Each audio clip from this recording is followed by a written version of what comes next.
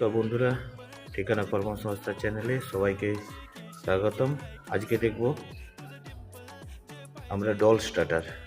এগুলোকে অ্যাকচুয়ালি এর টাইপ হচ্ছে MK1 স্টার্টার মোটরের। এটা 3 ফেজ কানেকশন থাকে।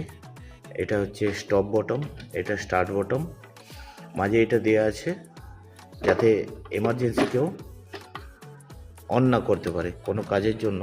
এটা একটা সেফটি ডিভাইস দেওয়া থাকে। আসুন দেখি স্টার্টারটা খুলে দেখি কি কি আছে না আছে। এটা হচ্ছে কন্ট্রাক্টর MK টাইপ, এটা হচ্ছে রিলে, এটা হচ্ছে কয়েল, 240 ভোল্টের কয়েল লাগানো আছে এখানে।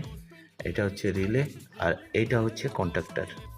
এই যে কয়েলটা দেওয়া আছে, এই কয়েলটা অপারেট করে এটাকে, এই যেটা এটাকে অপারেট করে।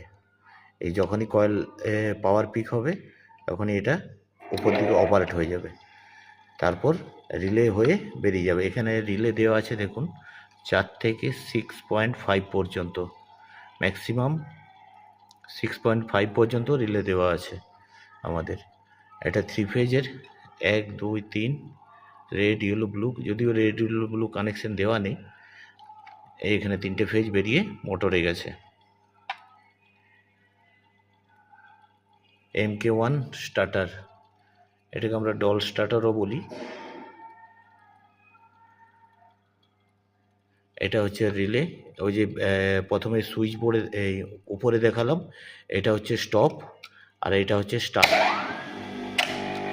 আর এই যে এখানে তীর চিহ্নটা আছে, 4 দেওয়া আছে, 5 6 6.5 অ্যাম্পিয়ার পর্যন্ত আমি এখানে বাড়াতে পারি।